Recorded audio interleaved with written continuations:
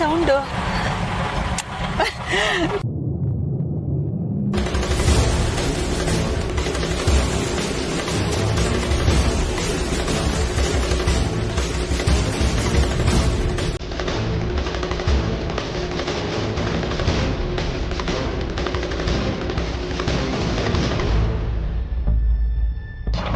ಏನಿದು ಹೊಗೆ?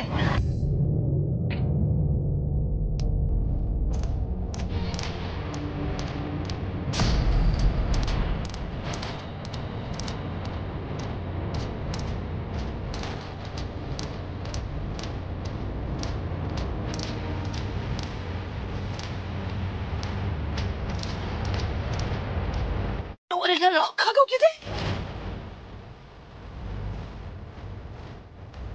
ಗಾಡಿ ಆಫ್ ಆಗ್ತಿಲ್ಲ.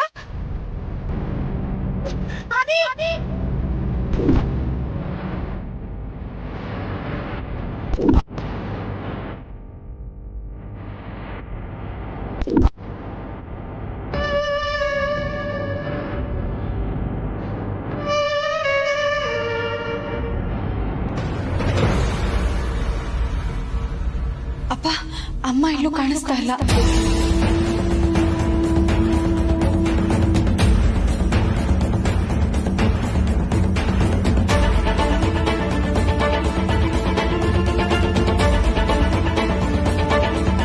ಏನು ಎಲ್ಲೂ ಕಾಣಿಸ್ತಿಲ್ವಾ? ಮತ್ತೆಲ್ಲಿ ಹೋಗಿದ್ದಾಳೆ? ಫೋನ್ ಕೂಡ ರೂಮಲ್ಲೇ ಇತ್ತಲ್ಲ. ಡ್ಯಾಡ್, ನನ್ಗನ್ಸುತ್ತೆ ಬೆಳಗ್ಗೆಯಿಂದ ಮಾಮ್ ಗಿಫ್ಟ್ ಕೊಡಕ್ಕೆ ನೀವು ಸತಾಯಿಸಿದ್ರಲ್ಲ, ಅದಕ್ಕೆ ಮಾಮ್ ಈಗ ನಿಮಗೆ ಸರ್ಪ್ರೈಸ್ ಕೊಡಕ್ಕೆ ಈ ತರ ಸತಾಯಿಸ್ತಾ ಇದಾರೆ ಅಂತ. ಇರ್ಬೇಕು ಭಾವ. ನೋನು, ಅವ್ಳು ಯಾವತ್ತೂ ಈ ರೀತಿ ಮಾಡಲ್ಲ. ಮನೆಯಲ್ಲಿ ಯಾರಾದ್ರೂ ಒಂದು ಕ್ಷಣ ಕಾಣಿಸ್ಲಿಲ್ಲ ಅಂದ್ರೆ ಒದ್ದಾಡ್ಬಿಡ್ತಾಳೆ. ಅಂಥದ್ರಲ್ಲಿ ನಮ್ಮನ್ನ ಈ ರೀತಿ ಕಾಡಿಸ್ತಾಳ? ನೋವೇ. ಅಪ್ಪ ಹೇಳ್ತಾ ಇರೋದು ಕರೆಕ್ಟ್. ಅಮ್ಮ ಆ ರೀತಿ ಹುಡುಗಾಟ ಎಲ್ಲ ಆಡಲ್ಲ. ಹಾಗಾದ್ರೆ ಮಾಮ್ ಎಲ್ಲಿಗೆ ಹೋಗಿರ್ಬೋದು?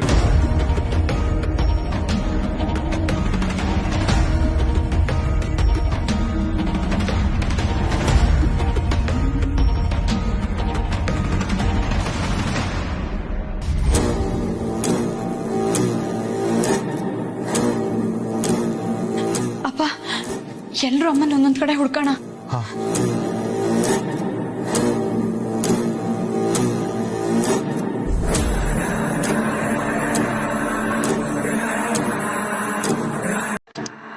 ಅಕ್ಕ ಎಲ್ಲಿ ಹೋದ್ರು?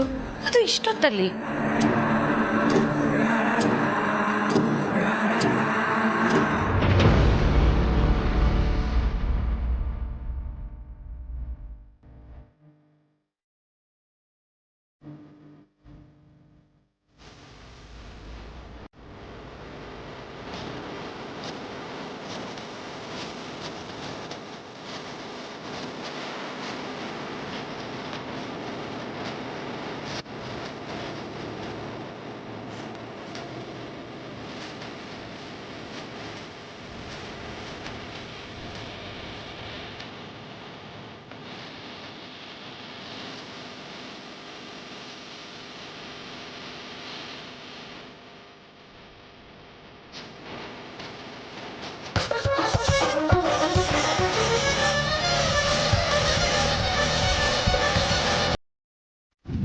ಇಫ್ ಯು ಡೋಂಟ್ ಮೈಂಡ್, ನೀವ್ ಅತ್ತೆಗೆ ಅಂತ ತಂದಿರೋ ಆ ಸ್ಪೆಷಲ್ ಗಿಫ್ಟ್ ನ ಮೊದ್ಲು ಅತ್ತೆನೇ ನೋಡ್ಲಿ.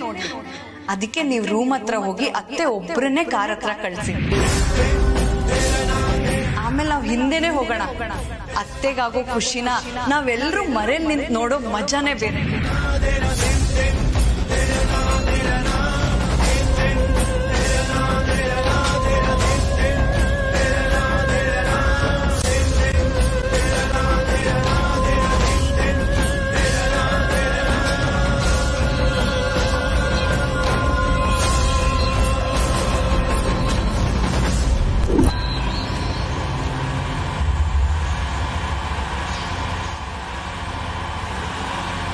ಅಮ್ಮ ಇಲ್ಲೂ ಇಲ್ವಲ್ಲ?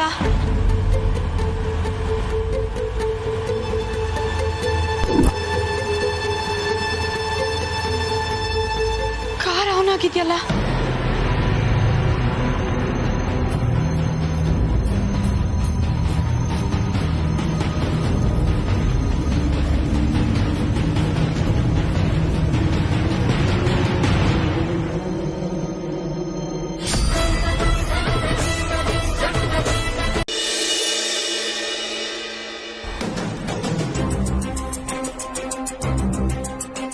ಇಷ್ಟೊತ್ತಾದ್ರೂ ಅನುಷ್ಕಾ ಯಾಕೆ ಇನ್ನೂ ಇಲ್ಲೇ ಇದ್ದಾಳೆ? ಬೇರೆ ಏನಾದ್ರೂ ಉಪಾಯ ಮಾಡ್ತಿರ್ಬೋದಾ? ಪಾರ್ವತಿ, ಥ್ಯಾಂಕ್ಸ್. ಯಾಕೆ ಯಜಮಾನ್ರೆ? ಅಮ್ಮನ್ನ ಕಾಪಾಡಿದ್ದಕ್ಕೆ. ಅದು ನನ್ನ ಕರ್ತವ್ಯ ಯಜಮಾನ್ರೆ. ಧನ್ಯವಾದ ಹೇಳಿ ನನ್ನ ದೂರ ಮಾಡಬೇಡಿ.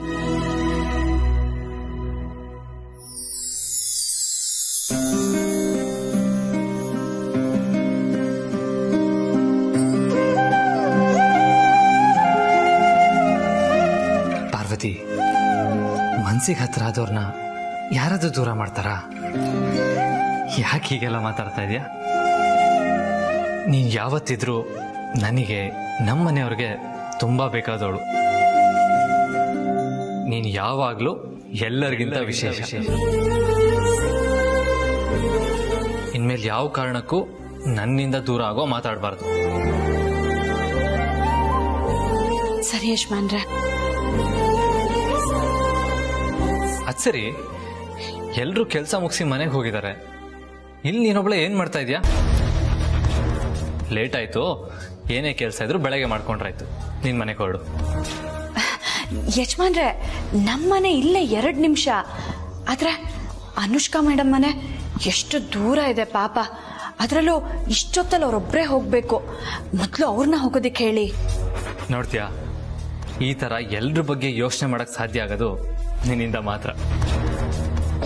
ಸರಿ, ನಾನು ಅನುಷ್ಕಾಗೆ ಮನೆಗೆ ಹೋಗಕ್ಕೆ ಹೇಳ್ತೀನಿ.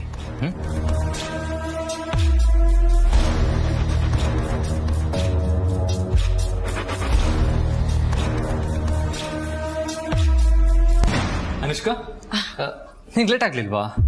ಏನಕ್ಕೆ? ಮನೆಗೆ ಹೋಗೋದಕ್ಕೆ. ಮನೆಗೆ ಹೋಗು ಅಂತ ಫೋರ್ಸ್ ಮಾಡ್ತಾ ಇಲ್ಲ. ಇವಾಗ ಟ್ರಾಫಿಕ್ ಇರುತ್ತಲ್ಲ, ನೀನು ಈಗ ಹೊರಟರು ರೀಚ್ ಆಗೋದು ಲೇಟ್ ಆಗುತ್ತೆ. ಅದಕ್ಕೆ ಬೇಗ ಹೊರಡು ಅಂತ ಹೇಳಿದೆ. ಇನ್ ಕೇಸ್ ಇವತ್ತು ನೀನು ಇಲ್ಲೇ ಸ್ಟೇ ಮಾಡಬೇಕು ಅಂದ್ರೂ okay, no problem, it's your choice. ಅಯ್ಯೋ ಬೇಡ ಯಜಮಾನ್ರೆ, ಅವ್ರ ಮನೆಗೆ ಹೋಗ್ಲಿ.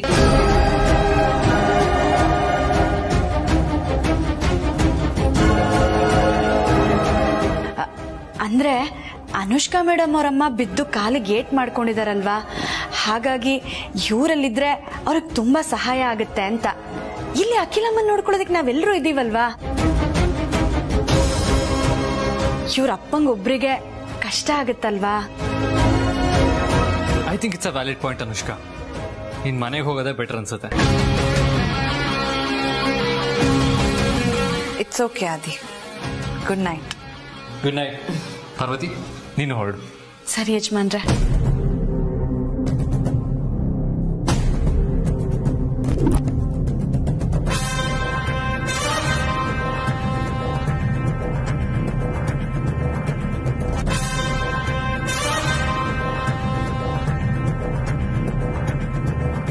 ನೀನಿಷ್ಟು ಕೆಟ್ಟೋಳು ಅಂತ ನಾನು ಅನ್ಕೊಂಡಿರ್ಲಿಲ್ಲ ಕಣೆ.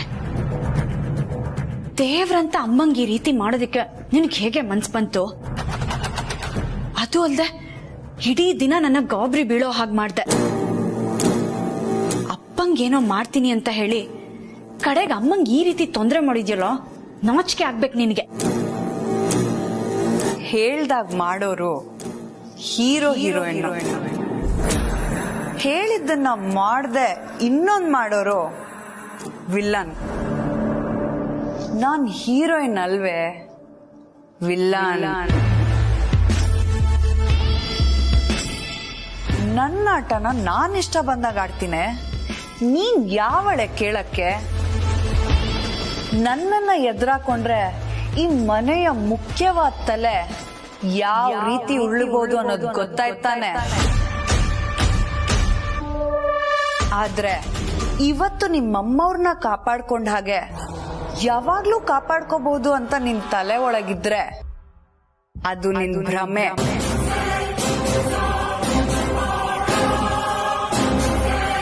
ನೀನ್ ನನ್ ವಿರುದ್ಧ ಗೆಲ್ಲೋದ್ ಮುಖ್ಯನೋ ಅಥವಾ ಈ ಮನೆಯವ್ರ ಪ್ರಾಣ ಉಳಿಸ್ಕೊಳ್ಳೋದ್ ಮುಖ್ಯನೋ ನೀನೇ ಯೋಚನೆ ಮಾಡು.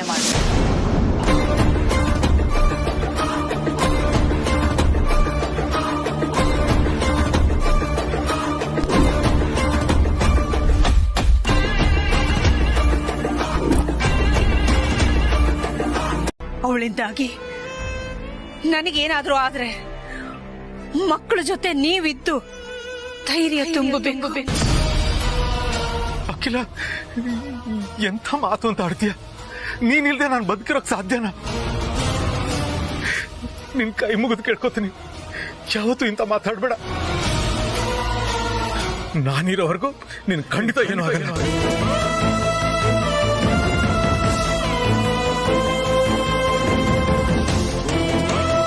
ಅಖಿಲ, ಜೀವನದ ಪಯಣದಲ್ಲಿ ದಂಪತಿಗಳು ಕೈ ಹಿಡಿದು ಕೊನೆವರೆಗೂ ಸಾಕ್ಬೇಕಾಗಿದೆ. ಅಂತದ್ರಲ್ಲಿ ನೀನಿಲ್ಲದ ಜೀವನ ನನ್ನ ಕಲ್ಪನೆ ಕೂಡ ಮಾಡ್ಕೊಳಕ್ಕಾಗಲ್ಲ. ನೀನೇ ನನ್ನ ಉಸಿರು, ನನ್ನ ಹೃದಯದ ಪ್ರತಿಯೊಂದು ಮಿಡಿತದಲ್ಲೂ ನೀನಿದೆಯಾ ಅಖಿಲ. 7 ಜನ್ಮಕ್ಕೂ ನೀನೇ ನನ್ನ ಸಂಗಾತಿಯಾಗಿ ಬರ್ಬೇಕು ಅಂತ ದಿನ ಆ ದೇವರಲ್ಲಿ ಪ್ರಾರ್ಥನೆ ಮಾಡ್ಕೋತೀನಿ. ಒಂದ್ ವೇಳೆ ನನಗೇನೇ ಆದ್ರೂ ಪರವಾಗಿಲ್ಲ, ನಿನ್ನ ಮಾತ್ರ ನನ್ ಕಟ್ಕೊಳ್ಳೋದು ಹಾಕಿಲ್ಲ. ನಿಮಗೆ ಹೇಗೆ ನನ್ನನ್ನು ಬಿಟ್ಟಿರಕ್ಕಾಗಲ್ವೋ, ನನಗೂ ಹಾಗೆ ನಿಮ್ಮನ್ನು ಬಿಟ್ಟಿರಕ್ಕಾಗಲ್ಲ ರಘು. ಮತ್ತೆ ಯಾಕಂತ ಮಾತಾಡ್ದೆ? ನಿನ್ ಮಾತಿಂದ ನನಗೆ ಎಷ್ಟು ನೋವಾಗುತ್ತೆ ಅಂತ ಗೊತ್ತು ತಾನೆ? ಗೊತ್ತು ರಘು, ಆದ್ರೆ ಅವಳ ಮೇಲಿನ ಭಯದಿಂದ ಹಾಗೆಲ್ಲ ಹೇಳ್ಬಿಟ್ಟೆ ಅಷ್ಟೇ. ಬೇಜಾರು ಮಾಡ್ಕೋಬೇಡಿ, ಏನೇ ಬಂದ್ರು ಇಬ್ರು ಧೈರ್ಯದಿಂದ ಎದುರಿಸೋಣ. ರಘು, ನೀವು ನನ್ನ ಜೊತೆ ಇರೋವರೆಗೂ ನನ್ಗೇನೂ ಆಗಲ್ಲ ಅಲ್ವಾ? ಇಲ್ಲ ಅಖಿಲ, ಖಂಡಿತವಾಗ್ಲಿ ಏನೂ ಆಗಲ್ಲ.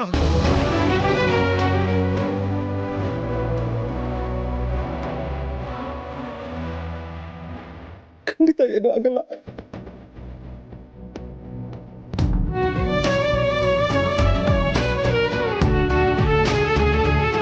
ನಾನಿದೆ, ಧೈರ್ಯವಾಗಿರು. ಖಂಡಿತ ಏನೂ ಆಗಲ್ಲ ಅಖಿಲ, ಏನೂ ಆಗಲ್ಲ.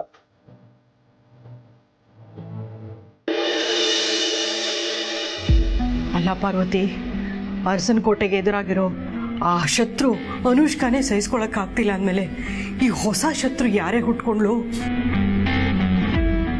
ಒಂದ್ ವೇಳೆ ಆ ಚಾಕು ಕಳ್ಸಿರೋದು ಅನುಷ್ಕಾನೇ ಯಾಕಾಗಿರ್ಬಾರ್ದು? ಇಲ್ಲ ಸಾವಿತ್ರಕ್ಕ, ಅದು ಅನುಷ್ಕಾ ಅಲ್ಲ. ಹೇಗೆ ಹೇಳ್ತೀಯಾ? ಚಾಕು ಕಳ್ಸಿರೋರು ತಮಗ್ ಗೊತ್ತು ಅನ್ನೋ ತರ ಅಖಿಲಮ್ಮ ಮಾತಾಡ್ತಿದ್ರು. ಒಂದ್ ವೇಳೆ ಅದು ಅನುಷ್ಕಾನೇ ಆಗಿದ್ರೆ ಅವ್ರು ಯಾಕೆ ಅವ್ರನ್ನ ಈ ಮನೆ ಸೊಸೆ ಮಾಡ್ಕೊಳ್ಳೋದಕ್ಕೆ ಮುಂದಾಗ್ತಾ ಇದ್ರು? ಹೌದು, ನೀನ್ ಹೇಳೋದು ಸರಿನೇ. ಅವಳು ಬೇರೆನೆ ಬಿಡು.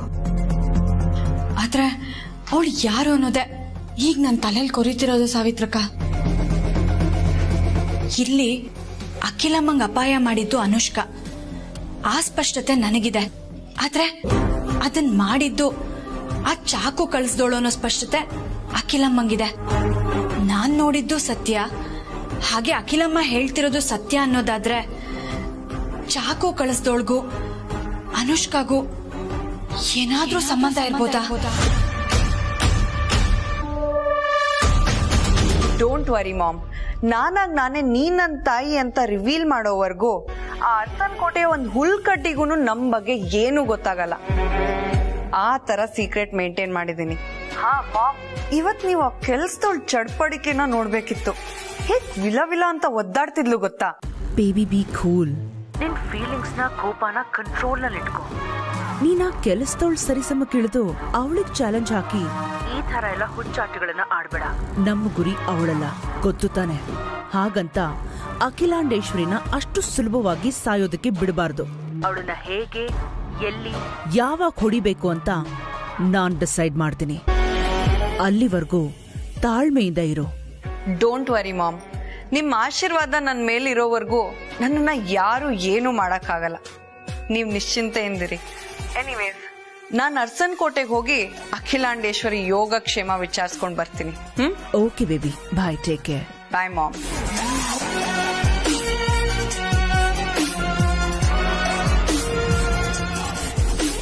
ಏನ್ ಹೇಳ್ತಿದ್ಯಾ ಪಾರ್ವತಿ? ಹೌದು ಸಾವಿತ್ರಕ್ಕ, ಅನುಷ್ಕಾ ಹಿಂದೆ ಯಾವ್ದೋ ಕಾಣದ್ ಕೈ ಇದೆ ಅಂತ ನನಗನ್ನಿಸ್ತಾ ಇದೆ.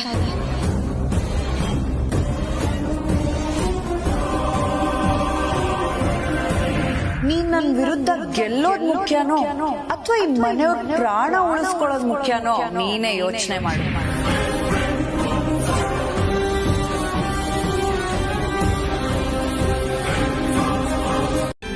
ಹೀಗೆ ಹೇಳ್ತೀನಿ ಅಂತ ತಪ್ಪು ತಿಳ್ಕೊಬೇಡಿ.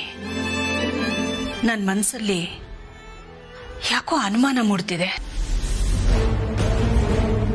ಯಾವ ವಿಷಯದ ಬಗ್ಗೆ? ನಮ್ಮ ಹನುಮಂತುಗೆ ಈ ತರ ಆಗಿದ್ರ ಬಗ್ಗೆ. ಏನು? ನನಗಾದ ಘಟನೆನ ನೆನಪಿಸ್ಕೊಂಡ್ರೆ ನಮ್ಮ ಹನುಮಂತು ಮೇಲೂ ಅವಳೇನಾದ್ರೂ. ನೋನೋ, ಅವಳ ದ್ವೇಷ ಇರೋದು ನಮ್ಮ ಮೇಲೆ, ಸಂಬಂಧನೇ ಇಲ್ದಿರೋ ಹನುಮಂತು ಮೇಲೆ ಅವಳು ಯಾಕೆ ಸೇಟ್ ತೀರ್ಸ್ಕೊತಾಳೆ? ಹಾಗಂತೀರಾ? ಅಲ್ಲ, ತುಳಸಿ ಎಲೆ ತಿಂದು ಪ್ರಜ್ಞೆ ತಪ್ಪದ ಅನ್ನೋದನ್ನ ನಂಬಬಹುದಾ? ಯಾರಾದ್ರೂ ಗೊತ್ತಿಲ್ಲದೆ ಗಿಡಕ್ಕೆ ಸ್ಪ್ರೇ ಮಾಡಿರ್ಬೋದಲ್ವಾ? ಹಾಗೂ ಇರಬಹುದು.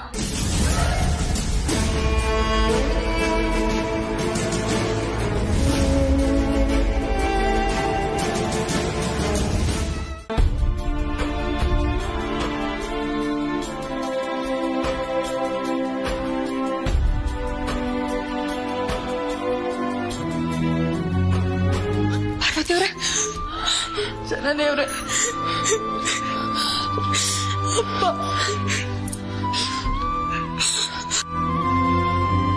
ಪಾರ್ವತಿ, ನನ್ಗೆ ಒಂದು ಅರ್ಥ ಆಗ್ತಾ ಇಲ್ಲ.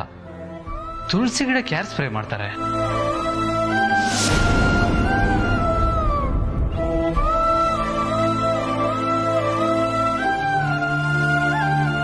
ಹೌದು ಯಜಮಾನ್ರೆ, ನಮ್ಮ ಮನೇಲಿ ಯಾರು ಯಾವತ್ತೂ ತುಳಸಿ ಗಿಡಕ್ಕೆ ಕೀಟನಾಶಕ ಹಾಕಿಲ್ಲ. ಹಾಗಾದ್ರೆ ಅನುಷ್ಕಾ ತಂದ್ಕೊಟ್ಟ ಆ ಕೆಮಿಕಲ್ ಡಬ್ಬ ತುಳಸಿ ಗಿಡದ ಹತ್ರ ಹೇಗೆ ಬಂತು?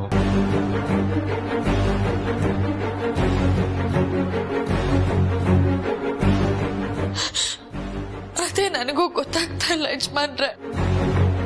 ಹೇಗ್ ಬಂತೋ ಒಟ್ನಲ್ಲಿ ಈ ಕೆಮಿಕಲ್ಲು ನಿಮ್ ತಂದೆ ದೇಹದಲ್ಲಿ ಸೇರಿರೋ ಕೆಮಿಕಲ್ಲು ಎರಡು ಒಂದೇ ಅಂತ ಅಪ್ರೂವ್ ಆಗಿದೆ.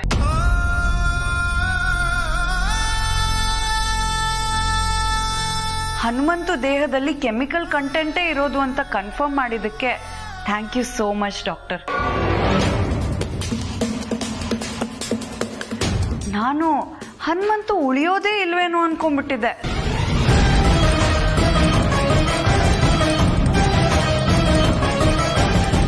ಬಟ್ ಥ್ಯಾಂಕ್ ಗಾಡ್, ದೇವ್ರ ದಯೆಯಿಂದ ಏನೂ ಆಗ್ಲಿಲ್ಲ. ಏನು ಆಗೋದು ಇಲ್ಲ ನೋಡಮ್ಮ. ಈ ಮೆಡಿಸಿನ್ಸ್ ಎಲ್ಲ ಟೈಮ್ ಟು ಟೈಮ್ ಸರಿಯಾಗಿ ಕೊಡಿ. ಊಟ ತಿಂಡಿ ಟೈಮಿಗೆ ಸರಿಯಾಗಿ ಕೊಡಿ. ಆಮೇಲೆ ಕುದಿಸಿ ಆರಿಸಿರೋ ನೀರನ್ನೇ ಕುಡಿಸ್ಬೇಕು. ಸರಿ ಡಾಕ್ಟ್ರೆ. ಒಂದು ದಿನ ರೆಸ್ಟ್ ಮಾಡಿದ್ರೆ ಸರಿಯಾಗಿ ಹೋಗ್ತಾರೆ. ಹೇಳಿ ಸಾವಿತ್ರಮ್ಮ, ಏನ್ ಎಲ್ರೂ ಒಟ್ಟಿಗೆ ಬಂದಿದ್ದೀರಾ? ಹ್ಞೂ ಯಜಮಾನ್ರೆ, ಹನುಮಂತಣ್ಣಂಗೆ ಹಿಂಗೆ ಆಯ್ತಲ್ಲ ಅಂತ ಬೇಜಾರಾಗ್ತಾ ಇದೆ. ಎಲ್ರೂ ಹೋಗಿ ನೋಡ್ಕೊಂಬರೋಣ ಅಂತ ನಿಮ್ಮನ್ನು ಕೇಳೋಣ ಅಂತ ಬಂದ್ವಿ. ನಮ್ಮ ಹನುಮಂತಣ್ಣ ಒಬ್ಬರಿಗೆ ಅಣ್ಣ ಸ್ಥಾನ ಕೊಟ್ಟಿದ್ದಾರೆ, ಇನ್ನೊಬ್ಬರಿಗೆ ತಂದೆ ಪ್ರೀತಿ ಕೊಟ್ಟಿದ್ದಾರೆ. ಅವ್ರು ತೋರಿಸೋ ಪ್ರೀತಿ ಯಾವತ್ತೂ ಮರೆಯೋದಕ್ಕಾಗಲ್ಲ. ಇಂಥ ಪುಣ್ಯಾತ್ಮಂಗೆ ಈ ಥರ ಆಯ್ತಲ್ಲ ಅಂತ ಮನಸ್ಸಿಗೆ ತುಂಬ ನೋವಾಗ್ತಾ ಇದೆ ಯಜಮಾನ್ರೆ.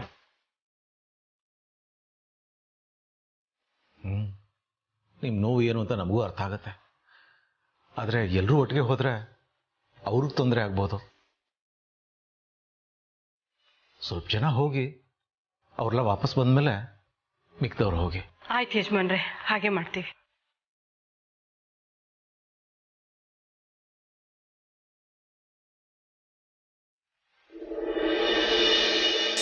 ಡಾಕ್ಟ್ರೆ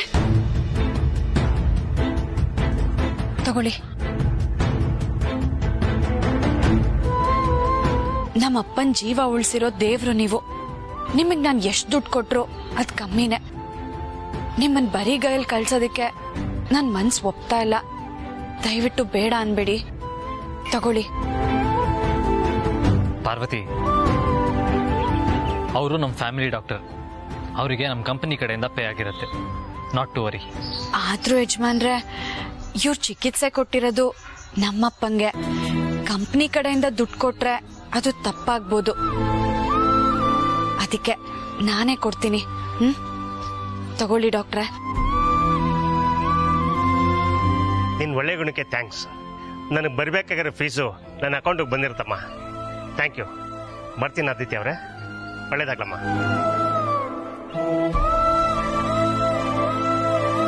ಅಲ್ಲ ಪಾರ್ವತಿ, ನಿಮ್ಮಪ್ಪ ಹೇಗಿದ್ರು ಆದಿತ್ಯನ್ ಕಂಪನಿಲಿ ಕೆಲ್ಸಗಾರ ಅಲ್ವಾ? ಆದಿತ್ಯ ಕೊಡೋದ್ರಲ್ಲಿ ಏನ್ ತಪ್ಪಿದೆ? ನೋನು, ನಾನು ಫೀಸ್ ಕೊಟ್ಟಿದ್ದು ಸಾರ್ಥಿ ನಮ್ಮ ಕಂಪನಿ ಎಂಪ್ಲಾಯ್ ಅಂತ ಅಲ್ಲ. ಸಾರ್ಥಿ ಸಂಬಂಧದಲ್ಲಿ ಪಾರ್ವತಿ ಹೇಗೋ ನನಗೂ ಹಾಗೆ.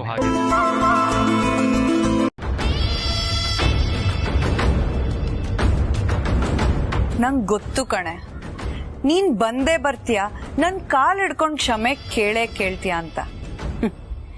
ಇದುವರೆಗೂ ನನ್ನನ್ನ ಎದುರಾಕೊಂಡು ಈ ಭೂಮಿ ಮೇಲೆ ಉಳ್ದವ್ರು ಯಾರು ಇಲ್ವೇ? ಅಂತದ್ರಲ್ಲಿ ನೀನ್ ಯಾವ ಲೆಕ್ಕನೆ?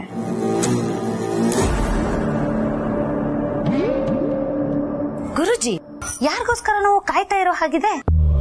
ಹಾಗೇನಿಲ್ಲ ಗುರೂಜಿ, ಇತ್ತೀಚೆಗೆ ನಿಮಗ್ ನಾನು ಬೇಡವಾದಳಾಗೋಗ್ಬಿಟ್ಟಿದೀನಿ. ಮೊದ್ಲಾದ್ರೆ ಅರಸನ್ ಕೋಟೆಗೆ ಬಂದ ತಕ್ಷಣ ನಾನು ನೋಡಕ್ ಬರ್ತಾ ಇದ್ರಿ. ನಾನು ಇಲ್ಲಿ ಪ್ರಾದೇಶಿಕ ಸಮಾಚಾರನೆಲ್ಲ ನಿಮಗ್ ತಲುಪಿಸ್ತಾ ಇದ್ದೆ. ಆಗ ನೀವು ನನ್ನ ಕೈಗೆ ಗರಿಗರಿಯಾದ ನೋಟ್ ಕೊಡ್ತಾ ಇದ್ರಿ. ಆದ್ರೆ ಈಗ ನನ್ನ ಅಕೌಂಟು ಹಸ್ತು ಅದೆಷ್ಟೋ ದಿನಗಳಾಗೋಯ್ತು. ಅದನ್ನಾದ್ರೂ ನೋಡ್ಕೊಳ್ತೀರೇನೋ ಅಂತ ಅನ್ಕೊಂಡೆ. ಅದು ನೋಡೋದಿರ್ಲಿ, ನನ್ನ ಫುಲ್ಲು ನೆಗ್ಲೆಕ್ಟೇ ಮಾಡ್ಬಿಟ್ಟಿದ್ದೀರಾ. ಪಾಪ ನನ್ನ ದಪ್ಪಗಿರೋ ಹೃದಯಕ್ಕೆ ಅದನ್ನ ಎಷ್ಟು ನೋವಾಗಿರ್ಬೇಡ ಹೇಳಿ. ನೋಡಿ, ನಿಮ್ಮನ್ನ ಇನ್ಫಾರ್ಮರ್ ಅನ್ಕೊಂಡು ನೀವು ಕೊಡೋ ಮೆಸೇಜ್ಗೆ ಬೇಕಾದಷ್ಟು ದುಡ್ಡು ಬಿಸಾಕ್ತಿದ್ದೆ. ಆದ್ರೆ ಇತ್ತೀಚೆಗೆ ನೀವು ತುಂಬಾ ಸೋಂಬೇರಿ ಆಗಿದ್ದೀರಾ. ಈ ಮನೇಲಿ ಏನ್ ನಡೀತಿದೆ ಅಂತ ನಿಮಗ್ ಗೊತ್ತೇ ಇಲ್ಲ ಅಂದ್ರೆ ಯೋಚನೆ ಮಾಡಿ ಎಷ್ಟು ಕೇರ್ಲೆಸ್ ಆಗಿದ್ದೀರಾ ಅಂತ. ಗುರುಜಿ, ನಾನ್ ಕೇರ್ಲೆಸ್ ಆಗಿದ್ದಿದ್ರೆ ಆ ಕಣ್ಣಿನ ಹುಡುಗಿ ಚಿತ್ರ ಬಿಡಿಸೋದಕ್ಕೆ ಪ್ರೀತು ಅದ್ ಯಾವನ್ನೋ ಕರ್ಕೊಂಡ್ ಬಂದಿದ್ನಲ್ಲ, ಅವನ್ ಚಿತ್ರ ಬಿಡಿಸೋದನ್ನ ನಾನ್ ತಡೀತಾ ಇದ್ನಾ? ಅಕಸ್ಮಾತ್ ಅವನ್ ಪಾರ್ವತಿ ಚಿತ್ರನ ಪೂರ್ತಿಯಾಗಿ ಬಿಡಿಸ್ಬಿಟ್ಟಿದ್ರೆ ಆಗ ನಿಮ್ ಗತಿ ಏನಾಗ್ತಿತ್ತು ಅಂತ ಒಂದ್ಸಲ ಯೋಚನೆ ಮಾಡಿ. ಗುರುಜಿ, ಹಂಗೆಲ್ಲ ಯಾರೂ ನೆಗ್ಲೆಕ್ಟ್ ಮಾಡಬೇಡಿ. ಯಾರ್ಯಾರ ಕೆಪಾಸಿಟಿ ಏನೇನು ಅಂತ ಯಾರಿಗೂ ಗೊತ್ತಾಗಲ್ಲ. ನೀವ್ ಹೇಳಿದ್ದನ್ನ ಮೆಚ್ತೀನಿ, ಆದ್ರೆ ಅದು ಒಂದ್ ಘಟನೆ ಆದ್ಮೇಲಿಂದ ಬೇರೆ ಯಾವ ಒಳ್ಳೆ ಸುದ್ದಿನೂ ನಿಮ್ಮಿಂದ ಬಂದಿಲ್ವಲ್ಲ. ಆದ್ರೆ ಆ ತರ ಸ್ಫೋಟಕ ಸುದ್ದಿ ಮನೇಲಿ ಏನು ನಡೀಲೇ ಇಲ್ವಲ್ಲ ಗುರುಜಿ. ಗುರುಜಿ, ನನ್ ಖಾಲಿ ಆಗಿರೋ ಅಕೌಂಟ್ ಮೇಲೆ ನಿಮ್ ಆಶೀರ್ವಾದ ಸದಾ ಇರ್ಲಿ ಗುರುಜಿ. ಈ ಬಡಪಾಯಿನ ಕೈ ಬಿಡ್ಬೇಡಿ ಗುರುಜಿ. ಆಯ್ತು, ಸದ್ಯಕ್ಕೆ ಇಲ್ಲಿಂದ ಹೊರಡಿ. ಬೇಕಾದಾಗ ನಿಮಗ್ ನಾನ್ ಹೇಳ್ತೀನಿ. ಆಯ್ತು ಗುರುಜಿ. ಗುರುಜಿ, ನಿನ್ನೆ ನನ್ ಮೊಬೈಲ್ಗೊಂದ್ ಮೆಸೇಜ್ ಬಂತು. ಏನಂತ? ಇಂಗ್ಲಿಷ್ ಅಲ್ಲಿ ಇತ್ತು ಗುರುಜಿ, ನನ್ಗೆ ಅರ್ಥ ಆಗ್ಲಿಲ್ಲ. ಅದಕ್ಕೆ ನನ್ ಮಗಳ ಸೌಜನ್ಯನ ಓದು ಅಂತ ಹೇಳ್ದೆ. ನನ್ನ ಅಕೌಂಟ್ ಅಲ್ಲಿ ದುಡ್ಡೇ ಇಲ್ಲ ಅಂತ ಬಂದಿದೆ ಗುರುಜಿ. ಅರ್ಥ ಆಯ್ತು, ಹಾಕ್ತೀನಿ. ಥ್ಯಾಂಕ್ ಯು ಸೋ ಮಚ್ ಗುರುಜಿ.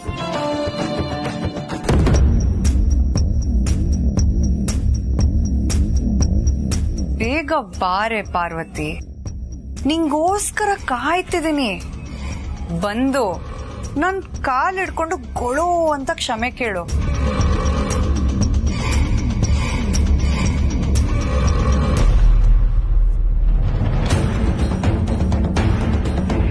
ಯೋಚನೆ ಮಾಡು. ಈಗ ನೀನ್ ನನ್ ಕಾಲಿಗೆ ಬಿದ್ದು ತಪ್ಪಾಯ್ತು, ಇನ್ ಮುಂದೆ ನಿಮ್ ಸವಾಸ ಬರಲ್ಲ ಮೇಡಮ್ ಅಂತ ಗೋಗರಿಯೋ ಗಳಿಗೆಗೋಸ್ಕರ ನಾನ್ ಕಾಯ್ತಾ ಇರ್ತೀನಿ. ಬೇಗ ಬಾ ಪಾರ್ವತಿ.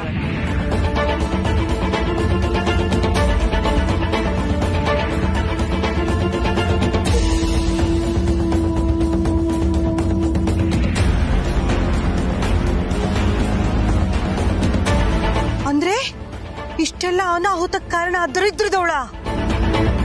ನಿಜವಾಗ್ಲೂ ಅವಳ ವಿಷಯ ಕನ್ನೇನೆ. ತಾಳ್ಮೆ, ಮಮಕಾರ, ದಯಾಗುಣ, ಪ್ರೀತಿ ಇರೋಳ್ನೆ ಹೆಣ್ಣು ಅಂತಾರೆ. ಅದಕ್ಕೆ ಅವಳ ಭೂಮಿ ತಾಯಿಗೆ ಹೋಲಿಸೋದು. ಇದ್ರಲ್ಲಿ ಒಂದು ಗುಣನೂ ಅವಳಲ್ಲಿ ಇಲ್ವಲ್ಲೇ ಪಾರ್ವತಿ? ಹೆಣ್ಣು ಅಂದ್ರೆ ಜೀವ ಕೊಡೋಳು, ಆದ್ರೆ ಇವಳು ಜೀವ ತೆಗಿಯೋಳು. ನೀನ್ ನೋಡಿದ್ರೆ ಅಯ್ಯೋ ಅನ್ಸುತ್ತೆ ಪಾರು. ನಿನ್ನ ಈ ಮೌನ ಹಿಂಜರಿಕೆನೆ ಅವಳಿಗೆ ಸದ್ರ ಆಗಿರೋದು. ಅವಳು ನಿನ್ನ ಹಿಡಿತದಲ್ಲಿ ಇಟ್ಕೋಬೇಕು ಅಂತಾನೆ ಅಖಿಲಮ್ಮವ್ರನ್ನ ಕಾರಲ್ಲಿ ಕೂಡ ಹಾಕ್ಬಿಟ್ಟು ಕೊಲ್ಲೋ ಪ್ರಯತ್ನ ಮಾಡಿದ್ಲು. ಆದ್ರೆ ದೇವ್ರ ದಯದಿಂದ ಸರಿಯಾದ ಸಮಯಕ್ಕೆ ನೀನ್ ಹೋಗಿ ಅಖಿಲಮ್ಮವ್ರನ್ನ ಕಾಪಾಡ್ದೆಮ್ಮ. ನೀನೇನಂದೆ? ನಾನು ಅವಳ ತಂಟೆಗೆ ಹೋಗದೆ ಇದ್ರೆ ನಾನ್ ಪ್ರೀತಿಸೋ ಯಾರಿಗೂ ಅವಳು ತೊಂದರೆ ಕೊಡಲ್ಲ ಅಂತ ಅಂದೆ ತಾನೆ. ಆದ್ರೆ ಆ ರಾಕ್ಷಸಿಯ ನಂಬಿಕೆನ ಉಳಿಸ್ಕೊಡ್ಲ. ಹೆದರೋರ್ ಮೇಲೆ ಹಾವ್ ಹೆಸರು ಅನ್ನೋ ಹಾಗೆ ನಿನಗ್ ಭಯ ಹೆಚ್ಚು ಮಾಡೋದಕ್ಕೆ ನಿಮ್ಮಪ್ಪನ ಪ್ರಾಣಕ್ಕೆ ಸಂಸ್ಕಾರ ತಂದ್ಲು. ಸಾಕು ಪಾರ್ವತಿ, ಇನ್ನೂ ಮೌನವಾಗಿದ್ರೆ ಕೊನೆಗೆ ಅವಳು ನಿನ್ನನ್ನೇ ಮುಗ್ಸಕ್ ಬಂದ್ರು ಬರ್ಬೋದು. ನಾಳೆ ದಿನ ಅವಳು ಮದುವೆಯಾಗಿ ಬಂದು ಸ್ವರ್ಗದಂತಿರೋ ಈ ಮನೇನ ಸ್ಮಶಾನ ಮಾಡ್ತಾಳೆ ಕಣೆ.